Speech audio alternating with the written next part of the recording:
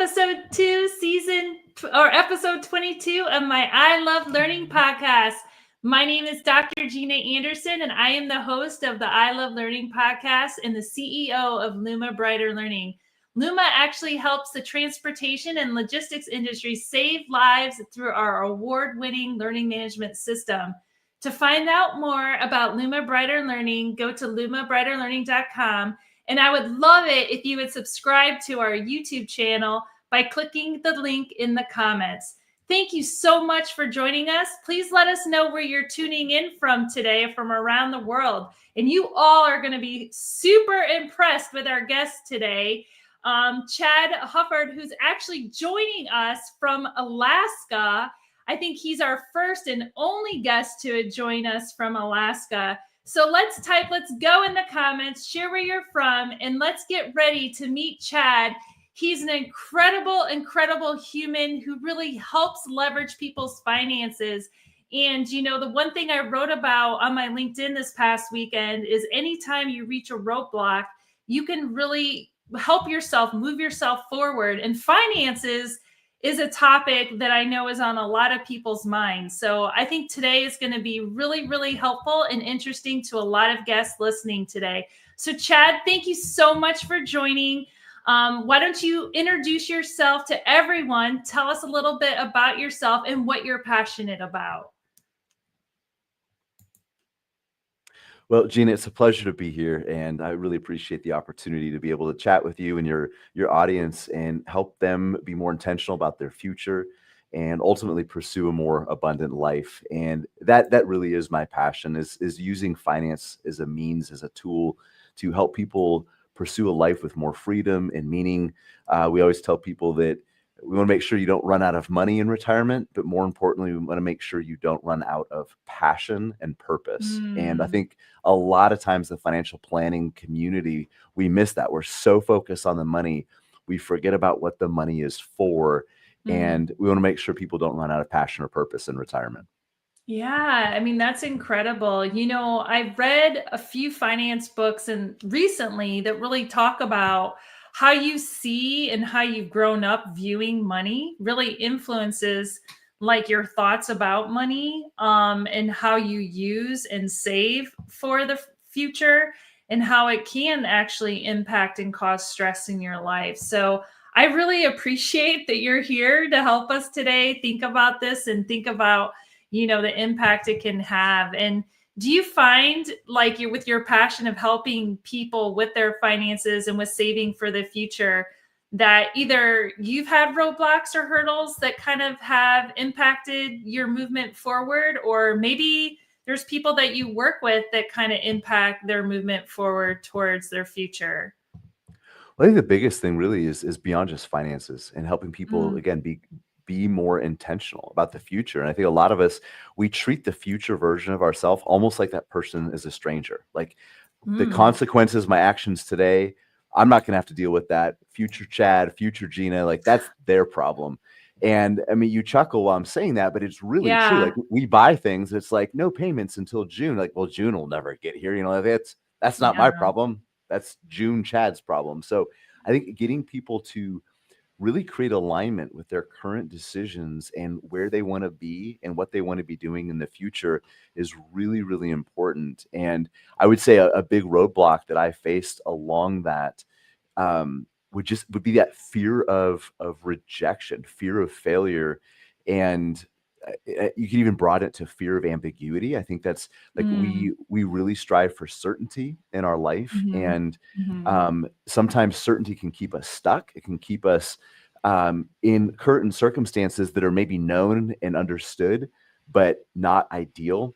So for me, it was getting over the fear of introducing myself to somebody and saying, hey, Gina, I want to talk to you about your future and how I might be able to help you plan for not just your own retirement financial future, but a family legacy. And what it really boils down to is basically asking somebody, hey, would you entrust your family's financial future to me? And that's a really hard question to ask. And it's a very vulnerable space to be in, not just for me, but also for the person I'm talking to. And as you can imagine, that conversation oftentimes doesn't go the way that I was hoping. And I was so focused on the outcome of those conversations. I wanted that person to engage. I wanted them to make an appointment, hopefully eventually become a client, that I I didn't focus on my own inputs. I was focused on the outcome, which I can't control, and I was Mm, ignoring how I was even showing up to that conversation, which I can control. So I think that fear of rejection, that fear of failure was something that held me back for a long time. And when I started getting over it, and it still stings, don't get me wrong. I mean, failure in any mhm. sense, it still stings. But even as a kid, I see how that kept me from experiencing a lot of things. Yeah, absolutely. I think fear holds us back from a lot, from pretty much trying anything new or sharing anything. A lot that we talk about on this podcast is sharing our story or sharing something that's deeply meaningful to us or sharing our passion or trying something new. And, the fear of judgment, the fear of failure. And the truth is, right? And you said this, that really we're the ones that are preventing ourselves from doing that and to have the courage. So, what was it for you? Did you learn something? Did you read something? What helped you overcome this fear to move yourself forward? Or did it just like dawn on you one day? No, it was a long process, and I had what should have been a fatal exposure to carbon monoxide poisoning when I was 19. I'm gonna try to keep this as quick as I can. And I was 19 years old and realizing that could have and probably should have been it for me. There was no Wow. reason for me to survive that exposure. Um, and I kind of realized like there was so much that I didn't try because I was afraid of not being good. And there's this concept that I like to remind myself of is being courageous enough to be mediocre, having the courage to not be good, to be awkward at something, at least at the beginning stages. And I I decided, so a couple years later, after a lot of self-doubt, I was like, "You know what? I was going to college at the time. I was like, "I'm gonna walk on the track team." I have no scholarship, at least Mm, I didn't have any athletic scholarship. Um, but I talked about like, "Man, that'd be really fun to do to get back into it." And I competed in sports my whole life, and and I did. And I told the coach what I wanted to do, and he gave me a shot, and I actually wow. made the team, and then I tore my quadricep, I think about a week or 10 days before our first meet. And the muscle rolled up. It was a bad tear, a really bad tear. And it was being able to fail very publicly, like in front of my whole Mm, team, and wow. but and realizing like that it hurt physically, it hurt Hmm. emotionally, but it didn't kill me, you know? Hmm. I it it was something that, it's almost like that exposure therapy, like when you get past the thing, you're like, "Okay, that was bad, but it wasn't as bad as I expected," and it was almost the worst thing that I thought could have happened, and it happened, but I was still okay, I was still me, I still had a lot to bring to the Hmm. table, and I would say professionally speaking, so I think that was a critical piece, just having a very public and painful failure. But the other piece really was a slower progression, and I kind of already touched on it, but it's focusing on inputs, focusing on what I'm doing, rather than the outcome. So I Mm. I was in the best shape of my life. I did everything I could to prepare myself.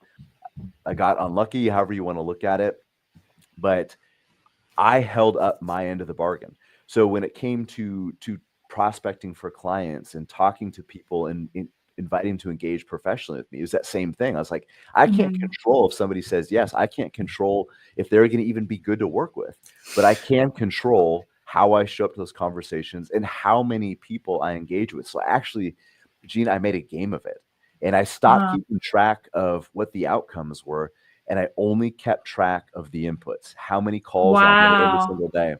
And Mhm. and that because some days nobody would answer the phone. Some days I would get rejected by everybody I talked to, or they blow me off or whatever. But you know what? If I made 20 calls and that was my goal, then I won. That day was a victory.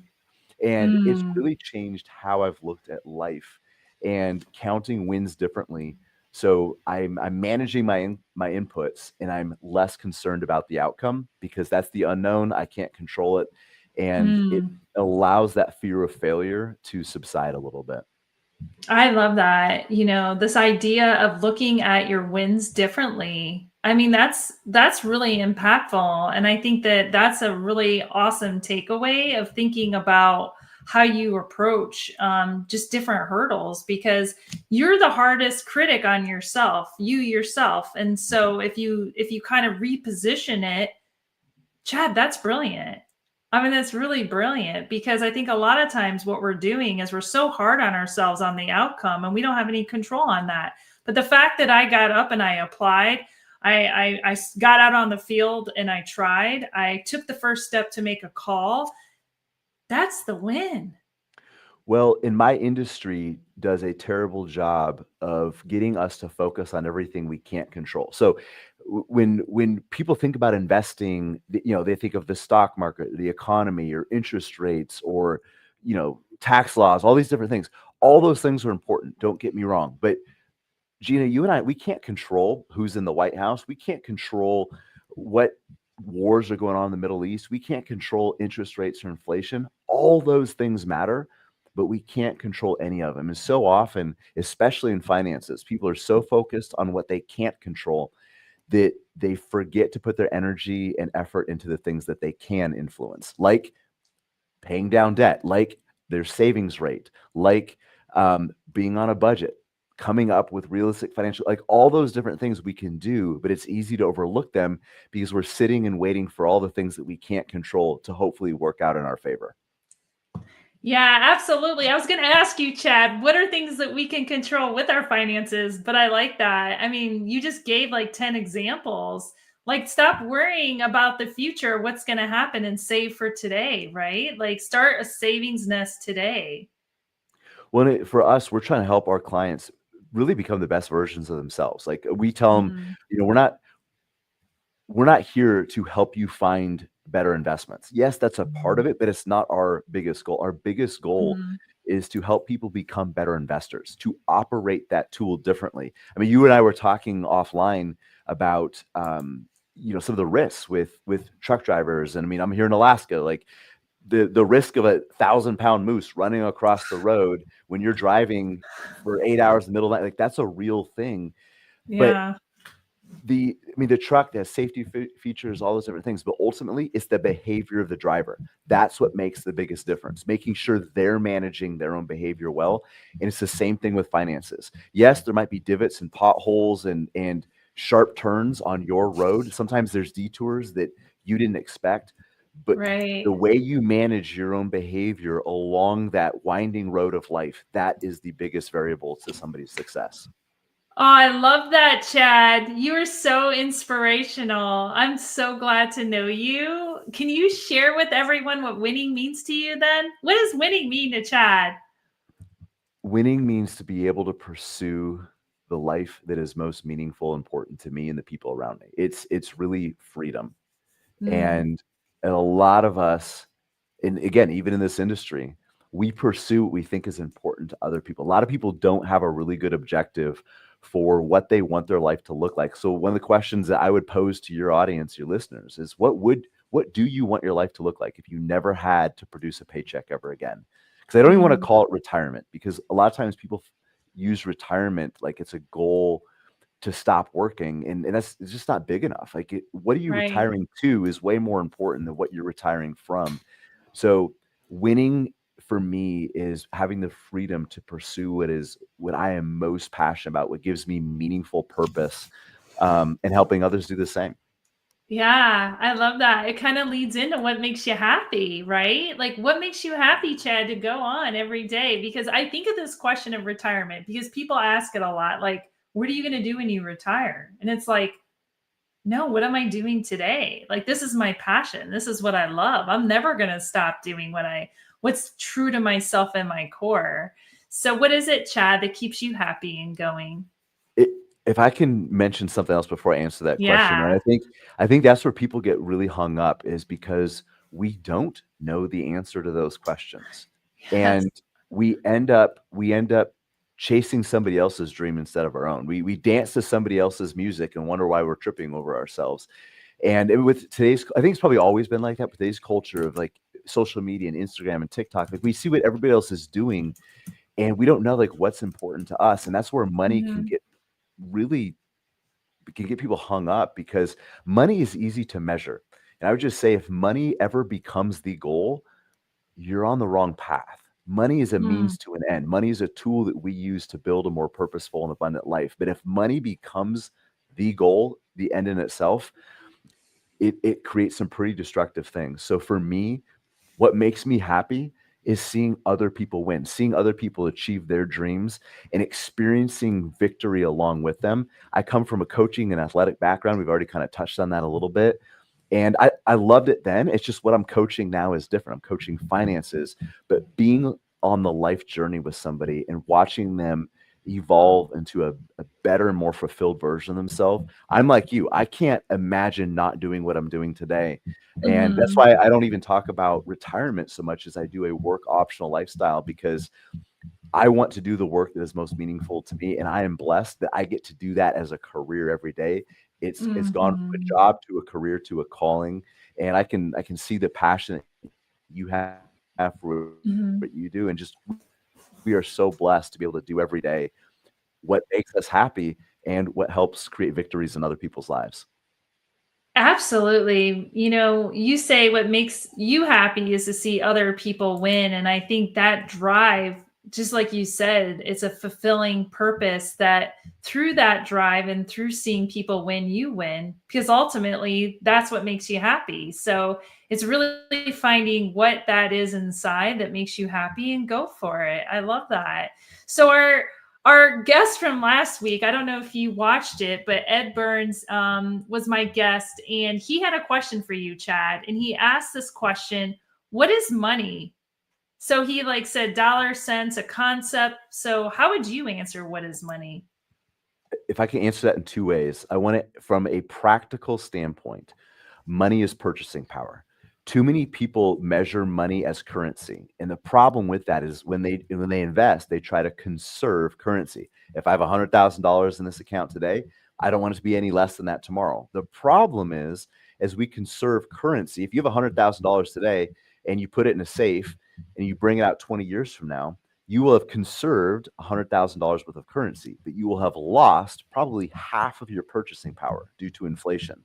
So money Mm, is not currency. It's not the units of currency or the amount of dollar bills. It's purchasing power. And that's what we need to focus on. We're mm, trying to plan for financial freedom is to conserve not currency units, but purchasing power. The amount of goods and services and life that you can purchase with that amount of money.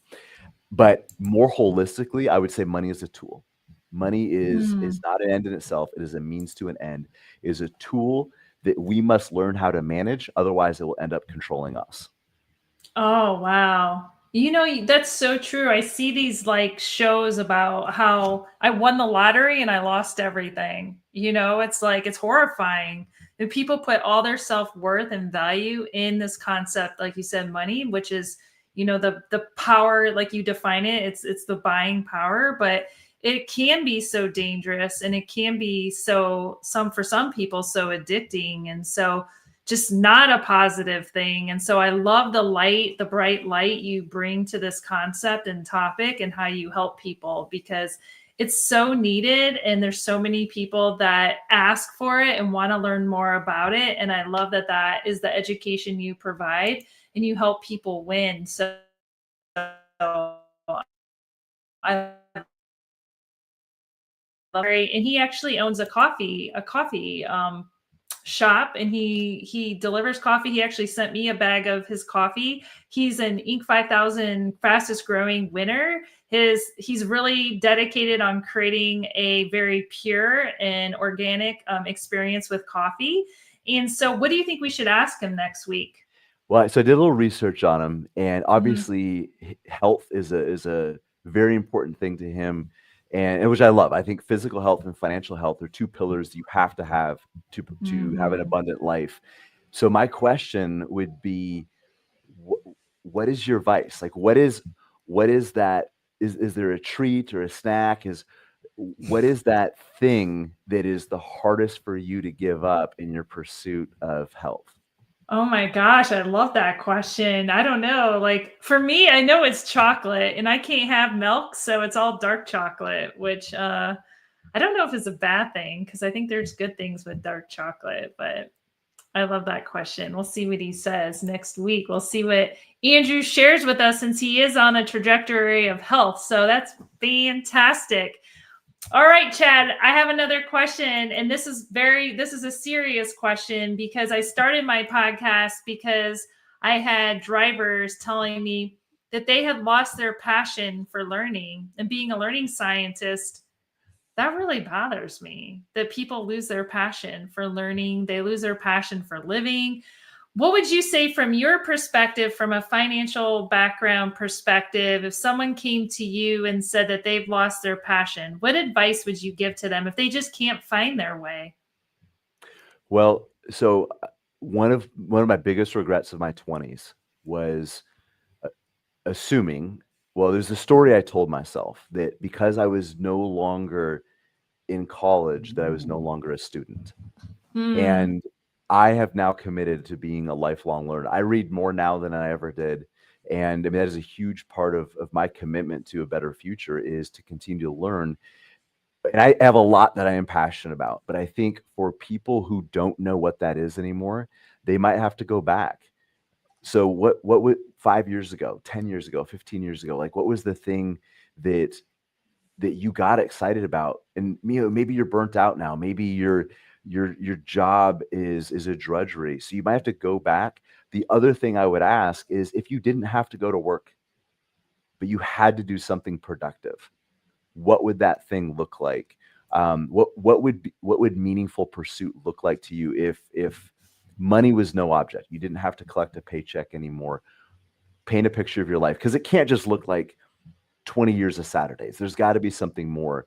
So I think it's either projecting into the future and imagining a life where you could essentially do anything you wanted to serve somebody else, or going into the past and looking at what were the things that lit you up 5 or 10 years ago before you lost that passion, and seeing what can be done to reinvigorate that. That's a great thing. I want everyone to reflect on that today as you go off into your week ahead. What would meaningful pursuit look like if money was no object? I think Mhm. everyone should think about that this week. You know, we're all working, but really, what would that be? My dog wants to join me. So with that, let's go ahead and have you, Chad. Let's share where people can connect with you. Tell them where's the best place to find you, and leave us for the week with something very meaningful to think about. Okay. So I would say best place to connect with us is our website. It's veritasalaska.com. And don't let the Alaska and the URL fool you. We work with people all over the United States. But veritasalaska.com. We're veritas.alaska on Instagram. You can also find me on LinkedIn. Just look for Chad Hufford Veritas and I'll pop right up. And please do reach out if you have questions. You want to see how some of these principles apply to your life and to be more intentional and strategic about your own financial path. We'd love to help. And I would just say, relating back to kind of analogy we've already touched on a little bit, more money does not fix money problems. Just you mentioned the lottery, Gina, and I would just relate it to driving. My daughter, poor gal, has been in 2 accidents in the last month. And I'm not going to fix this problem by giving her a bigger vehicle. Like I can't give her a semi truck and expect that's going to fix her driving. But I think a lot of people do that with money. They think a bigger chunk of money is going to help solve money principles. We as the individual, we have to change how we operate that vehicle, metaphorically being money. And as we change, that vehicle will then better serve us. We can't just replace the vehicle that we keep banging around and run into stuff with a bigger vehicle. It doesn't work. Yeah, absolutely. Great advice, Chad. Please reach out to Chad. Check out his website, veritasalaska.com. Let's put it on the screen one more time as we send it off today. There you go. There's the link. There's the site. Definitely reach out to Chad. Be connected to him. He's an amazing, amazing human. He's helping people with their finances, thinking about how you win and how you win today. So, Chad, thank you for joining me today on my I Love Learning podcast. Be sure, if you liked the episode today, go ahead and follow and like it. And we will see you next week with Andrew. So, we'll see you next week. Thank you, everyone. See you. Bye.